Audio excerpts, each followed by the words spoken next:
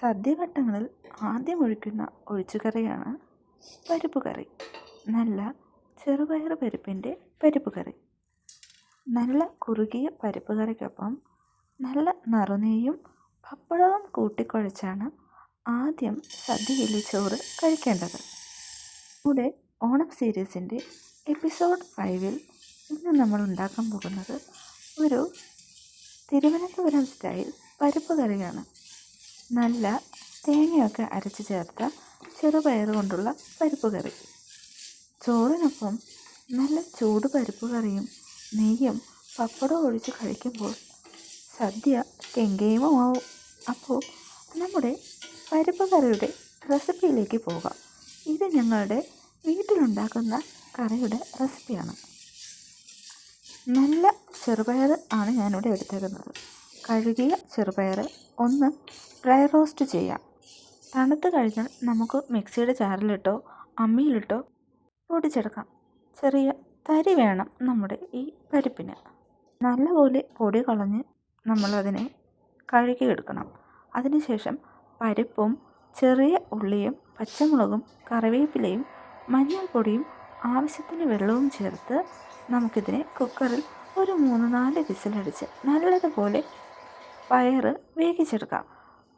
കൂടെ ഒരു ചെറിയ സ്പൂൺ എണ്ണ കൂടി ഒഴിച്ചു കൊടുക്കാം. പച്ച വെളിച്ചെണ്ണയാണ് യൂസാക്കുന്നത് കേട്ടോ. ഇനി നമുക്ക് പരിപ്പ് കറിക്ക് വേണ്ട തേങ്ങ അരപ്പ് റെഡിയാക്കാം.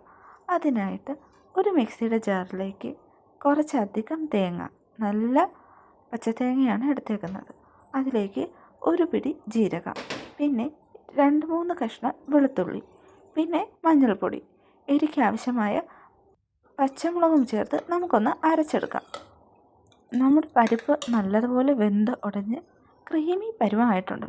ഇതിലേക്ക് ഇനി നമ്മൾ അരച്ച് വച്ചിരിക്കുന്ന തേങ്ങയുടെ അരപ്പൊഴിച്ച് കൊടുക്കാം. ആവശ്യമെങ്കിൽ മാത്രം വെള്ളം ഒഴിച്ചാൽ മതി. ഈ അരപ്പും നമ്മുടെ പയർ വേവിച്ചതും നല്ലതുപോലെ ഇളക്കി തിളപ്പിച്ചെടുക്കാം. നല്ലതുപോലെ തിളച്ച പരിപ്പ് കറിയിലേക്ക് ആവശ്യത്തിന് കറിവേപ്പിലയും ഒരു സ്പൂൺ നല്ല പച്ച വെളിച്ചെണ്ണയും ചേർത്ത് വീണ്ടും നമുക്കൊന്നുകൂടെ ഇളക്കി അത് പാകത്തിന് വറ്റിയോ എന്നൊക്കെ നോക്കി ഉപ്പും എരിവും എല്ലാം നോക്കി നമുക്ക് നമ്മുടെ സ്റ്റവ് ഓഫ് ചെയ്യാം. നമ്മുടെ പരിപ്പ് കറി റെഡിയായി. ഏതൊരു സദ്യയിലും ഒഴിച്ചുകൂടാനാകാത്ത ഒരു ഒഴിച്ചുകറിയാണ് നമ്മുടെ പരിപ്പ് കറി. അപ്പോൾ എല്ലാവരും ഈ ഈസി ആയിട്ടുള്ള പരിപ്പ് കറി റെസിപ്പി ഒന്ന് ട്രൈ ആക്കണം. ചെറുപയർ വറുത്ത് പൊടിക്കുന്നതിന് പകരം സ്പ്ലിറ്റ് ആയിട്ടുള്ള ചെറുപയർ പരിപ്പ് കിട്ടും. അത് യൂസാക്കിയാലും മതി. എപ്പോഴത്തെയും പോലെ കുറച്ച് ചൂട് ചോറിന് മുകളിൽ ഈ പരിപ്പ് കറി ഒഴിച്ച് അതിന് മുകളിൽ കുറച്ച് നെയ്യും ഒഴിച്ച് ഒരു പപ്പടവും വെച്ച് പൊട്ടിച്ചങ്ങ് കഴിക്കുക. അപ്പോൾ എൻ്റെ ഈ പരിപ്പ് കറി എല്ലാവർക്കും ഇഷ്ടപ്പെട്ടിട്ടുണ്ടെങ്കിൽ എല്ലാവരും വീഡിയോ സബ്സ്ക്രൈബ് ചെയ്ത് കൂട്ടാക്കണേ. പരിപ്പ് കറി ഇഷ്ടപ്പെട്ടിട്ടുണ്ടെങ്കിൽ കമൻറ്റും ചെയ്യുക. അടുത്ത ഓണം റെസിപ്പി ഏതാണ് വേണ്ടത്? സാമ്പാറാണോ, കൂട്ടുകറിയാണോ, അതോ നല്ല മധുരമുള്ള പായസമാണോ? കമൻ്റ് ആക്കണേ.